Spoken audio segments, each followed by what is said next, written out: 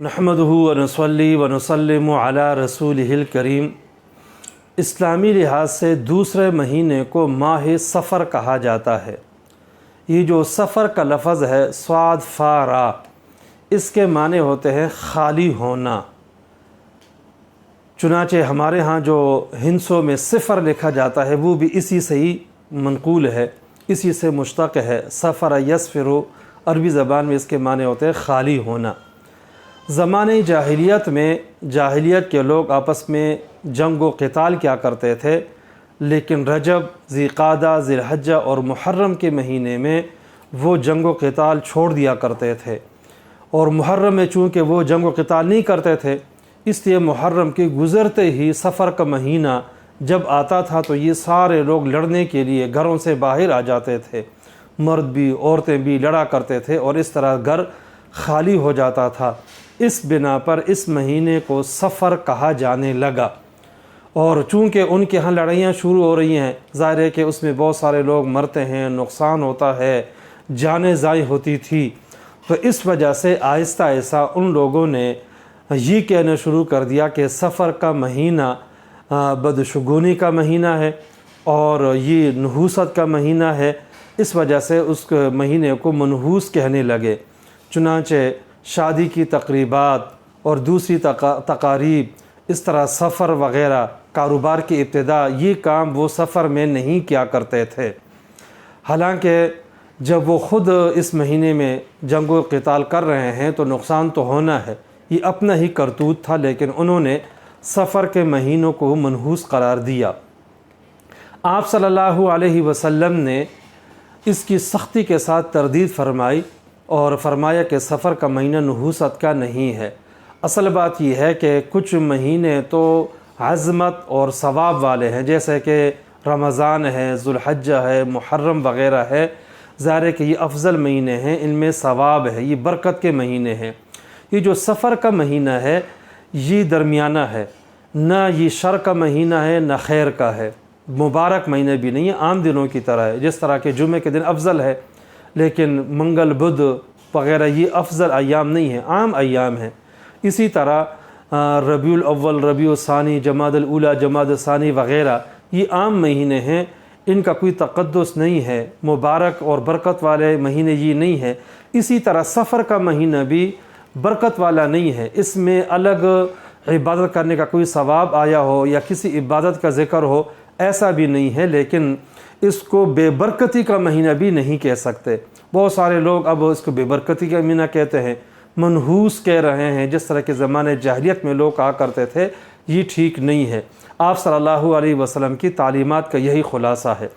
چنانچہ صحیح بخاری اور صحیح مسلم اور دیگر کتب حدیث میں آپ صلی اللہ علیہ وسلم نے اس بات کی سختی سے تردید فرمائی۔ آپ نے فرمایا لا عدوى ولا طیرہ ولا صفرہ، اور بعض روایات میں آتا ہے ولا غولہ، بعض میں آتا ہے ولا نوعہ، اس طرح مختلف الفاظ آتے ہیں جن کا خلاصہ یہ بنتا ہے۔ نمبر 1 لا عدوى۔ زمانہ جاہلیت میں بہت سارے لوگ یہ سمجھتے تھے کہ ایک انسان کی بیماری دوسرے کو لگ جاتی ہے، اور اس میں گویا نعوذ باللہ اللہ کی اجازت کی بھی ضرورت نہیں ہے، وہ بیماری از خود دوسرے کو لگ جاتی ہے۔ تو آپ صلی اللہ علیہ وسلم نے ارشاد فرمایا کہ ایسا ہرگز نہیں ہے، اللہ کے حکم کے بغیر کوئی بیماری آگے نہیں لگ سکتی۔ چنانچہ آپ صلی اللہ علیہ وسلم نے اس کی مثال دی فمن اجرب الاول، کہ اگر ایک اونٹ کی بیماری دوسرے کو لگ رہی ہے، دوسرے کی تیسرے کو لگ رہی ہے، یوں سلسلہ چل رہا ہے، تو آپ نے فرمایا کہ جو پہلا جانور ہے، پہلا اونٹ ہے، اس کو بیماری کہاں سے لگی؟ تو آپ صلی اللہ علیہ وسلم نے سمجھا دیا کہ یہ سب اللہ تعالیٰ کے حکم سے ہوتا ہے، لہٰذا کوئی بیماری از خود آگے کسی کو نہیں لگ سکتی۔ ہاں کچھ بیماریاں لگتی ہیں لیکن اللہ کے حکم سے لگتی ہیں، از خود نہیں لگتی۔ نمبر 2 آپ نے فرمایا ولا صفرہ، صفر کا جو مہینہ ہے اس کو منحوس نہ سمجھایا جائے، یہ ناجائز ہے۔ اور نمبر 3 آپ نے فرمایا ولا طیرہ، کہ نحوست کوئی چیز نہیں ہے۔ یہ جو ہمارے ہاں لوگ سمجھتے ہیں کہ یہ مہینہ منحوس ہے، فلاں سال منحوس ہے، فلاں کام کریں گے تو نحوست آ جائے گی، یہ کوئی نحوست نہیں ہے، یہ ساری باتیں غلط ہیں۔ اسی طرح آپ نے چوتھی بات فرمائی ولا حامہ، یہ جو الو پرندہ ہے، بعض نے فرمایا کہ حامہ سے یہی مراد ہے، اس کو لوگ منحوس سمجھا کرتے تھے زمانہ جاہلیت میں، یہ بات بھی غلط ہے۔ اور فرمان نمبر 5 ولا نوع، بہت سارے لوگ یہ سمجھتے تھے کہ چاند کے تقریباً 28 منازل ہیں، جب چاند ایک منزل میں پہنچتا تھا تو لوگ یہ سمجھا کرتے تھے کہ اب بارش ہوگی۔ آپ صلی اللہ علیہ وسلم نے فرمایا کہ نہیں، ایسا بالکل نہیں ہے، بارش بھی اللہ کے حکم سے ہوتی ہے اور اس میں منازل کا اور کسی جگہ کا کوئی کردار نہیں ہے۔ اور چھٹی بات آپ صلی اللہ علیہ وسلم نے فرمایا کہ ولا غولا، یہ جو بھوت ہے، لوگوں میں مشہور ہے کہ بھوت ہے، راتوں کو بھوت آتا ہے، اس طرح کی باتیں کی جاتی ہیں، آپ صلی اللہ علیہ وسلم نے سختی کے ساتھ اس کی تردید فرمائی۔ لہٰذا سفر کے مہینے کو منحوس سمجھنا، بے برکت سمجھنا، یہ قطعاً ٹھیک نہیں ہے۔ یہ جس طرح کے زمانے جاہلیت میں عقیدہ تھا، مسلمانوں کے اندر بھی یہ عقیدہ آ گیا ہے، بلکہ قرآن کریم میں اللہ تبارک و تعالیٰ نے اہل کتاب کے بارے میں فرمایا کہ وہ بھی بے حقیقت باتیں ہیں، ان پہ ایمان لاتے ہیں۔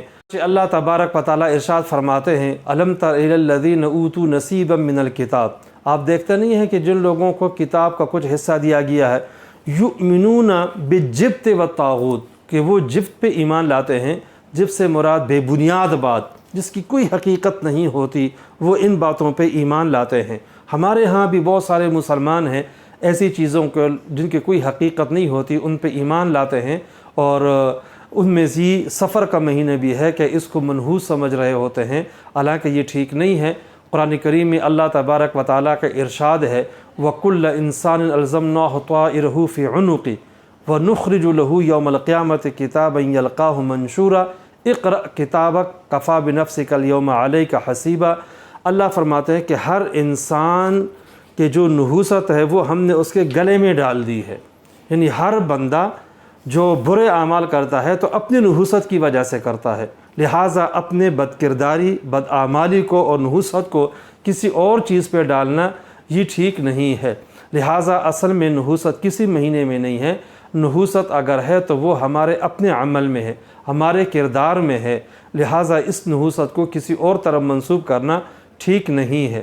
وعظ کی کتابوں میں ایک واقعہ لکھا ہے کہ ایک حبشی شخص تھا جو کہیں جا رہا تھا۔ یہ جو حبشی لوگ ہوتے ہیں رنگ کے انتہائی کالے ہوتے ہیں، وہ جا رہا تھا تو راستے میں اس کو آئینہ مل گیا، شیشہ مل گیا۔ اس سے پہلے کبھی اس نے آئینہ دیکھا نہیں تھا، اپنا چہرہ اس میں نہیں دیکھا تھا، وہ جانتے بھی نہیں تھا کہ یہ کیا چیز ہے۔ اس نے جب وہ آئینہ اٹھایا تو اپنے سامنے کیا تو اس کو اپنا چہرہ نظر آیا۔ اس نے دیکھا کہ ایک شخص ہے، انتہائی کالا ہے، ناک اس کی چپٹی ہوئی ہے اور ہونٹ اس کے بڑے بڑے ہیں اور بال اس کے گھنگریالے ہیں، تو اسے وہ انتہائی بدشکل معلوم ہوا۔ تو اس نے اس آئینہ کو کہا تو بدشکل ہے، اس لیے تو تجھے کسی نے پھینکا ہوا ہے، اس لیے اس آئینہ کو پھینک کر جو ہے وہ چلا گیا۔ اب اس کی اپنی شکل اس میں نظر آ رہی تھی، لیکن اس کو یہ پتہ نہیں تھا کہ یہ میں ہوں۔ لہٰذا یہ جو نحوست ہوتی ہے یہ ہمارے اعمال کی وجہ سے ہوتی ہے، لیکن ہم اس کا ذمہ دار کسی اور کو ٹھہراتے ہیں۔ اسی طرح ایک واقعہ لکھا ہے کہ ایک بادشاہ کے ہاں ایک غلام تھا، غریب بندہ تھا۔ اس بادشاہ نے ہدایت کی ہوئی تھی کہ یہ بندہ صبح سویرے میرے سامنے بالکل نہ آئے، یہ منحوس بندہ ہے، اگر یہ صبح سویرے میرے سامنے آ جائے تو سارا دن میں پریشان رہتا ہوں۔ بدقسمتی سے ایک دن وہ غلام کسی وجہ سے انتہائی مجبور ہو کر بادشاہ سے ملنے چلا گیا۔ جب بادشاہ نے اسے دیکھا تو بہت غصہ ہوا، آگ بگولا ہوا، اور اپنے جلاد کو حکم دیا کہ شام تک اس غلام کو کوڑے مارے جائیں۔ چنانچہ غلام نے شام تک اس کو خوب کوڑے مارے۔ شام کو بادشاہ نے کہا اس بدبخت کو بلاؤ۔ چنانچہ اس غلام کو بلایا گیا تو بادشاہ نے اس کو کہا کہ بدبخت انسان، میں نے تمہیں کہا نہیں تھا منحوس کہ میرے سامنے نہیں آنا ہے، تم میرے سامنے کیوں آئے ہو؟ تو غلام نے آگے سے کہا بادشاہ بات یہ ہے کہ میں بدبخت نہیں ہوں، منحوس اور بدبخت تم ہو۔ دیکھیں آپ نے میرا چہرہ صبح دیکھا تو میں کچھ نہیں ہوا، لیکن میں نے تمہارا چہرہ دیکھا تو مجھے سارے دن کوڑے لگتے رہے، معلوم ہوا کہ بدبخت اور بدنصیب اور منحوس تم ہو، میں بدبخت اور بدنصیب نہیں ہوں۔ تو اس وقت بادشاہ کو بات سمجھ میں آ گئی کہ واقعتاً یہ بدبختی، نحوست وغیرہ یہ ہم نے اپنی طرف سے بنائی ہوئی ہے، حقیقت سے اس کا کوئی تعلق نہیں ہے۔